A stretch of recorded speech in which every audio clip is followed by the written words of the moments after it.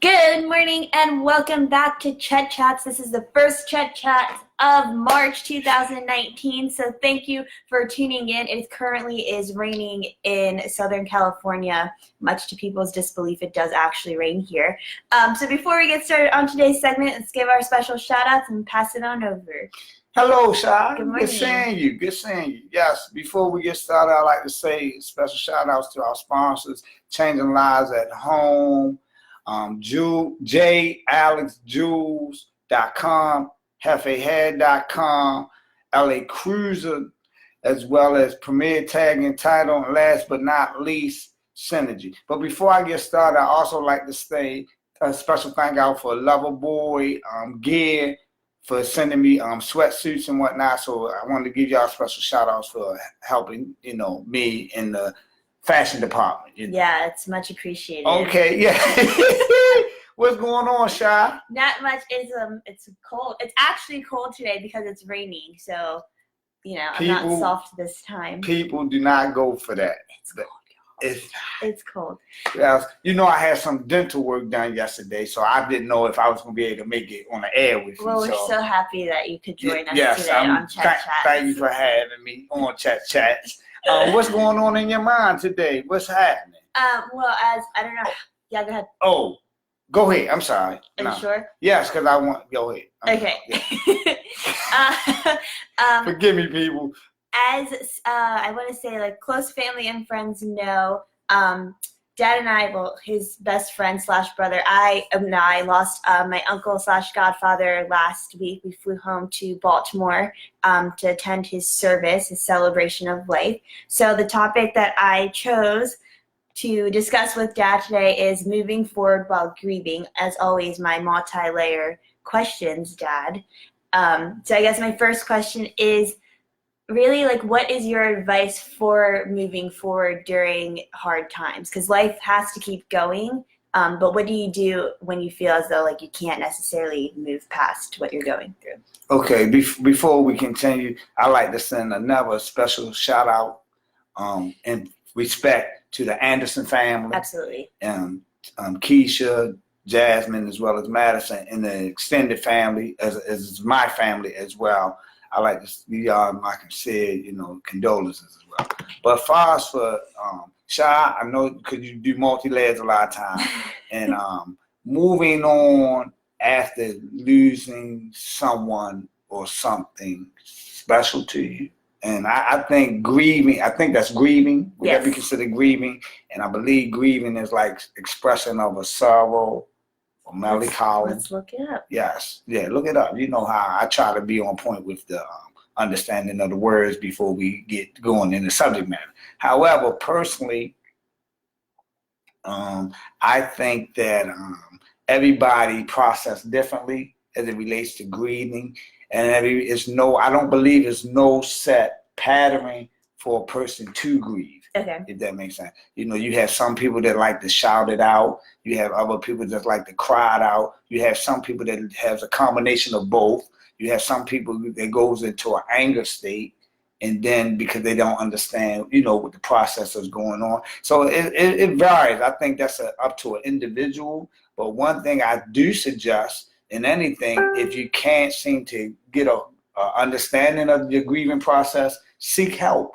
Mm-hmm. Because we always talk about the stronger your mind is as an individual, the more capable, in my opinion, you are able to solve issues and situations and whatnot. So that's how I feel. Like me personally, this is my first grieving since I came home from my long sabbatical. Yeah. And then on top of that, it happens to be one of my dearest friends. I mean, he's beyond a friend. As you stated earlier in the podcast, he's my brother. Yeah. And I'm personally still grieving as we speak on this podcast right now. So, but it's a process. And I think that anyone that's has gone through grieving understand. I think it's a time process, because as time proceeds to move forward, I believe most people get a better understanding on how to process the loss of someone they cared for. Mm-hmm.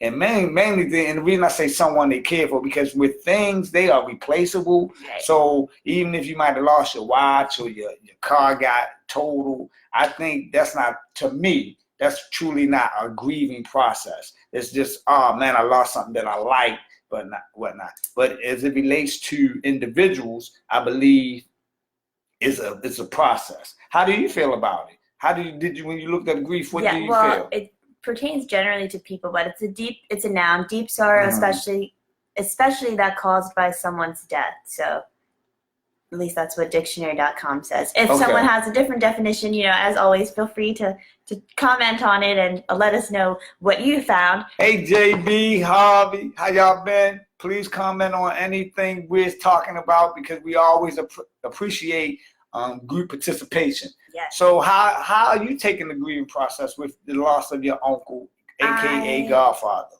I agree with you. I don't think that grieving is a straight line. It's not an end destination. It doesn't I don't think it's something that has a finish, if that makes sense. I think it's something that you're always constantly dealing with. So it's going to change with time, how you're handling loss, especially. I don't know. It's still like new. Like it didn't happen too long ago. Right. So I think for me, it's just a fact of having to constantly remind myself that if anyone knew my Uncle Jay, he's like a very bright human being. Like, sorry, emotional. Go ahead, take your time. Take your time. Just serious stuff. So, I mean, I didn't know you was gonna pick this topic because things are going through my mind as well. And anybody that knew how Uncle Jay and my brother, he was an extremely intelligent young man. I think he could have won on Jeopardy if he ever chose to go on there. Most definitely. Yeah, most definitely. And I learned a lot from him. I mean, I met him, and if anybody don't know, but I met him when I was 5 years old when I moved to that area after my parents separated, divorced, that whole process. And he was the first young man that I met in this particular neighborhood. And from that time on, we built the bond for over 45 years. Yeah. I mean, he would have been 51 come St. Patrick's Day. St. Patrick's March Day. 17th. And unfortunately, he was able to, pass this life, but it's going on to a better life, as they always say. And I really believe there's potentially is a better life after this life. I just think this life is our trials and tribulations to get to the better life afterwards. That's just my opinion. That's not a fact, people. That's just how I feel. So, are you okay now? Yeah. Because honestly, you're more than welcome. You're more than welcome, daughter. You need a hug? No, I'm okay. You sure? Yeah. I'll give you a hug, man. It's okay. All right. But it's the fact that knowing that they wouldn't necessarily want you to be sad about it. Like, again, his personality he's a very bright, vibrant person. It's like he walked into a room and the whole energy just shifted. It was like great type of energy. That showed from the funeral to turn Absolutely. out. Yes. So I think that knowing that, yes, it's understandable that you are sad that you lost someone that you love, but then understanding the flip side that person wouldn't necessarily want you to be sad. Like they want you to remember them in the light you remember them in. And for me personally, that's been something that I guess is making the grieving process simpler.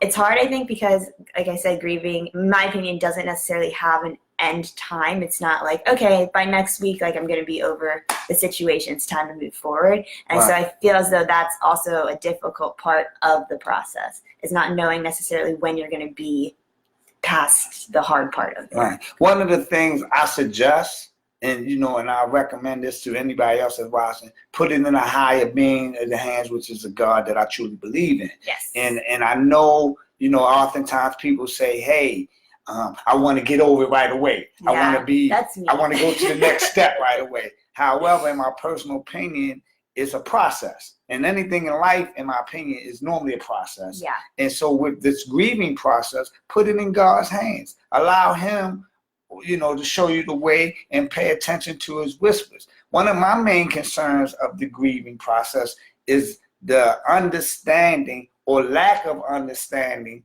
that I'm not in control. Yes. So as me being a young man and often thinking I'm in control, I try to get through this, like I can control my grieving. However, realistically, I can't really control it, but I think I can. Yes. So, I'm trying to hold up, be strong for people and whatnot. But in reality, it's okay to break down. And when I say that, break down, meaning understanding it's okay to have tears of joy. All tears aren't bad tears. And as a person, we need to release this type of energy as well, because it helps in your healing process. Mm-hmm. And my main concern is not the so-called the funeral, it's the afterwards, for the people that has to continue to go on afterwards, and particularly your family members. Okay. You know, and oftentimes, and people, this is no shade or judgment on anyone, because I understand life. I've been through life and I get a good understanding of it. And meaning is that life continue to move on. So when the phone, as you know, as the proceeding of the funeral in particular, Okay. just as a funeral, Yeah. you know, you get all of continuous phone calls, letters, food, flowers, plants, etc., because they want to show their sincere support. Mm-hmm. However, after the funeral, as time progresses, life moves on, right? So now the phone calls aren't as frequent. Now the flowers aren't as frequent. Many of the things that were done in the 2 weeks span aren't as frequent. And that's the part I believe myself and others need to do a better positioning of moving forward with the continuing support. Please don't get me wrong, people. This is no shade, no judge. But me personally, I suffer through it sometimes. And I'm not saying that you personally suffer through it. But I know once the phone calls stop, that's when the rubber meets the road. And that's when a lot of times people get depressed through the process. They get anxiety through this process. And then they had no outlet to get to. So I recommend, if this is happening to you during your process of grieving or disappointment, please seek help. It's okay to seek help. And help is very useful because it normally gives you the tools necessary to get through this process of grieving.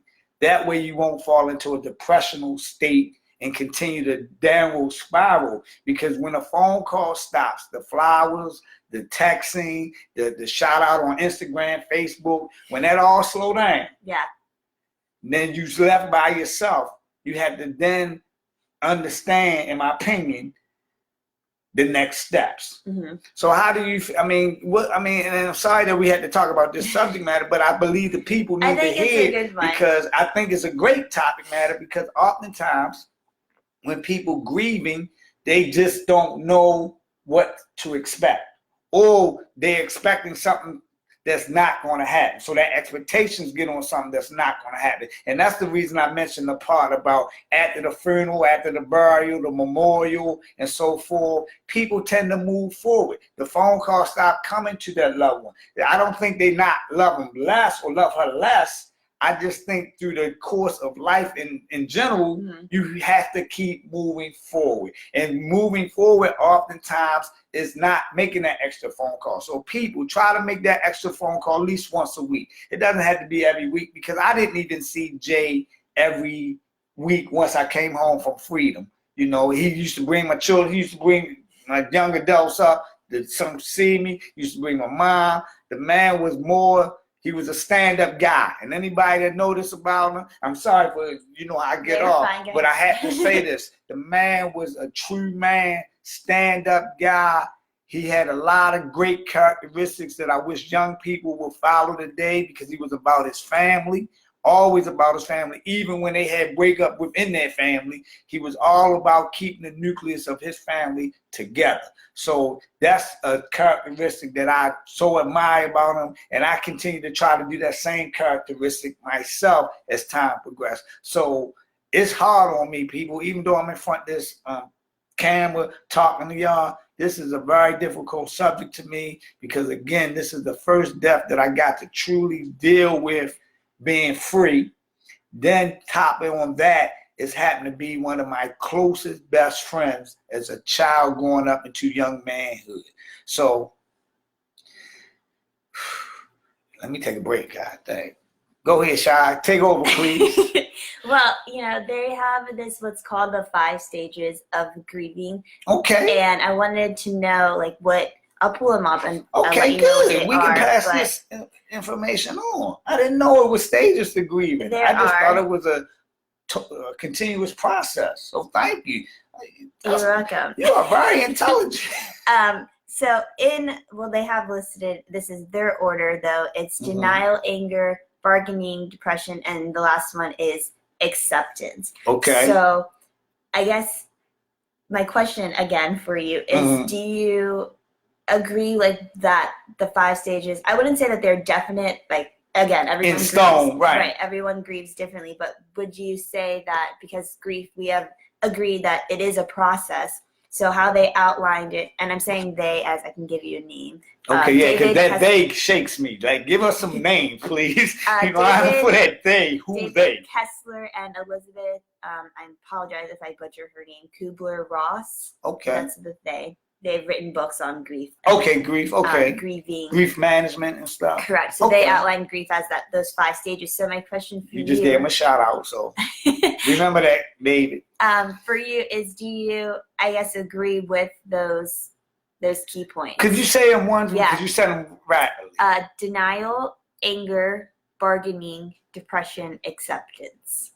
Okay. Yeah, I can see that. I mean, from from me going through my mind, I can see that. I can see those. And yes, cause you want to tackle those? You want to go with the first one? So since you started it. Yeah, denial. Okay. Most people, they don't believe perhaps that it's true that they lost their loved one. So I can see that being denied. I don't think I was in denial because what happened in his particular case, he was in a coma. Right. So I don't think I was in denial. But I did pray every evening to say, God, let him beat this one. Mm-hmm. You know, let him come through this one. And I had prayed on several people, you know, throughout my lifetime, let them come through this. So I can agree with that. People, how do you feel about those 5 things? You want to say them one more time? Yeah, so it's denial. So you can chime in. Denial, anger, bargaining, depression, and acceptance. And in the passage that they have, they do say that it's not linear, right? Yeah. It's not a linear timeline of grieving, but just a general mapping of it to kind of understand grief's terrain and how broad grief can be. Yes. Okay. So what's the next one? Anger. Anger. Were you angry? I don't know. I mean, personally, I think because my faith I also, again, believe in God. I believe in a higher being. So for me, I wouldn't say anger is an unnecessary kind of stuff, but it's the understanding of after praying and listening that it's something that had to happen. So I'm not angry that he was taken, more so that, again, because I trust in God. So I know that everything happens for a reason. Okay, specifically, like knowing that the alternative, if Uncle Jay did pull through, was that Uncle Jay would not be the Uncle Jay that I know. Right, because he would have been considered brain damaged. Correct. To a degree where he wouldn't have been mobile. And I think at that point, then, yes, I would have been angered because at that point, to me personally, it would have been a selfish type of thing to do. Mm-hmm. But that's probably a whole different topic of conversation. Right, that kind of terrain. But so that was anger. Next one's bargaining.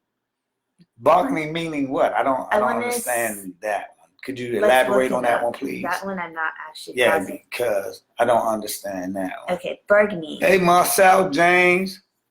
Is it Hortense? Temporary truth? Let's see. Forgive me, y'all. I mean, she as bright as she is, she might not know everything. That's a good thing. It kind of goes with if only, if this, or what if that. Oh, that type. Okay, negotiating in my mind. Companion, yeah. Oh, okay, like only if this would have happened, only if that would have happened. Okay, I could definitely see that. I can see that.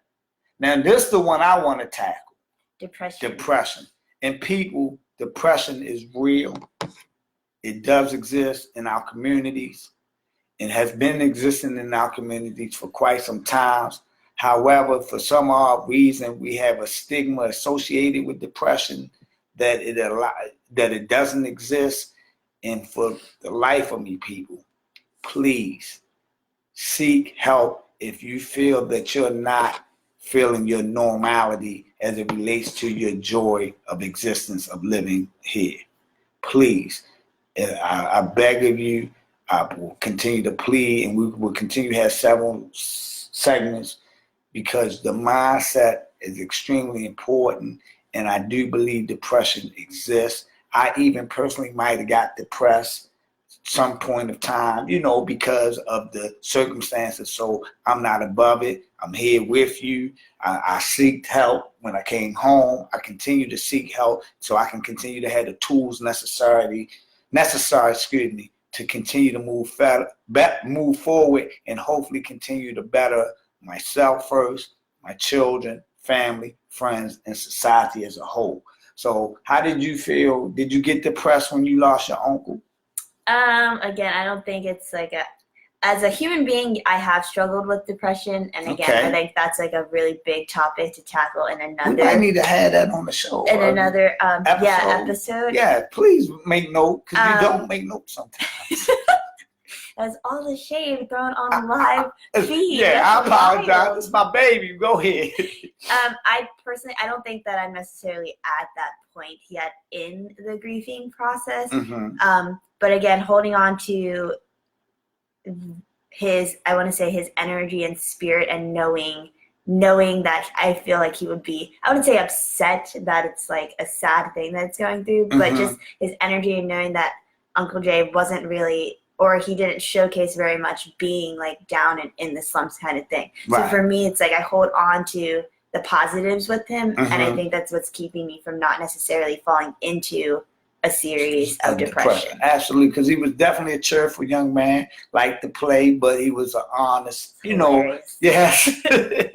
So, yes, people, please, if you're feeling depressed, not about this particular subject matter, but by anything that's going on in your life, please seek help. You're not looked down upon. If anybody looked down upon you, they might not need to be your friend or your associate or whatever they calling people these days. Or they might not understand too, because there's a level of not understanding. I'm glad you brought that up. That's why you're the co-host, because see, you keep me on track with certain information, and they might not truly understand. Right. So if you're feeling a certain way and you're not your norm, please seek help. Forgive me, I just had a moment dealing with Jay. I'm sorry because I heard him in my mind. Forgive me. Go ahead. Forgive me, people. And then the last stage is acceptance. And for me personally, again, I don't think acceptance is an end destination. I think it's something that you can do in increments. I think it's like you can accept the fact that the person's gone. It doesn't necessarily mean you have to accept it, I guess, on a broad type of thing. Right. How do you feel about acceptance? I believe acceptance is the final, personally, is that you then come to total grips with what transpired. The whole transition from birth to death, and then the aftermath of that. Okay. I truly believe acceptance, and once you accept, I then think you can truly move on. So I don't disagree with the five stages at all. It's just maybe it might come in different categories for some people, or a different order. I think that's what they said too. It's just kind of, and I think I personally think that there are stages, and the fact that they were able to outline them can be helpful for people who aren't necessarily don't understand what it is that they're feeling or can't put a word to what it is. But one thing before we go, please, people, I want you to have your stuff in order. It's important. I know it's about grieving. We're talking about grieving, but this is part of the grieving process. If you don't have your stuff in order, please do, as it relates to a living will, a trust, or any other things, so people can process accordingly your wishes. Because if you don't have it written down, notarized, and whatnot, it's then left up to interpretation. Then also, people, please get a life insurance policy on yourself. It doesn't have to be the biggest, but please don't leave somebody else with that burden of burying you. For all y'all guys that's out here and girls that's out here, quote unquote, making money from the streets, get yourself a life insurance policy. And those who aren't in the streets, get yourself a life insurance policy. And because I want to talk on that matter a little later, another subject matter, and that's when I want you to give me the ad. One day I want you to let me be able to pick a subject matter that I want to talk about, but I definitely want to talk about being prepared for the next generation, being prepared for your family so they won't have the burden of burying you, because I'm glad God that everything was in order with this particular funeral, because it's been funerals I've been to that wasn't in order and financially in order, because yes, it takes some money to bury a person. It does. They're not doing it for free. So you must be aware of that. If you're not aware, it's also life decisions that have to be made is whether or not you're going to want to live on life support. And believe me, for me, children, and the air that's watching, give me quality of life over quantity of life. Please. Y'all heard it live. Give me quality of life over quantity of life. And I just want to, wind down now. But please, people, get this part of the journey of life in order, so no one else have to be going around borrowing, begging to bury you, because you're the one that lived here, not them. So be mindful of that situation. Get a small insurance policy. If you need some help with that, I can direct you to people that can potentially help you. And if not, as they say, Google it, to look it up yourself. But it's imperative that you don't leave someone else in a financial bind because of your death. That's one of the things I really believe that need to be addressed in all communities. Get yourself insurance policy to at least bury you. You don't have to have the most expensive or luxurious funeral, because I don't want one. Everybody that know me, give my money to my children, or whoever after me, because they gonna need it as life continue to progress, because inflation and everything else just keep going high. So I don't need it in the ground. So again, I know I'm joking a little bit, but I'm serious. As this process of grieving continues, you must have your things in order. A living will, a trust, and any other things that you can think of, that so people can follow your directives, not what they think you wanted. So, with any closing remarks, Shy? Because we last way long. I apologize, people as sponsors. As always, guys, thank you y'all for tuning in and interacting with us. I would like to leave y'all with knowing that life is really short and tomorrow is never guaranteed. So please make sure you make that extra phone call, remind people that you love them, and continue to spread all the love and light. The world is it's a huge place, and a lot of times it's a sad place, but it doesn't always have to be. It's a great day when you're breathing, and as long as you wake up and you can continue to have that great day, I would hold on to that. So continue to spread all the love and light, y'all, and we will catch y'all next week. Peace.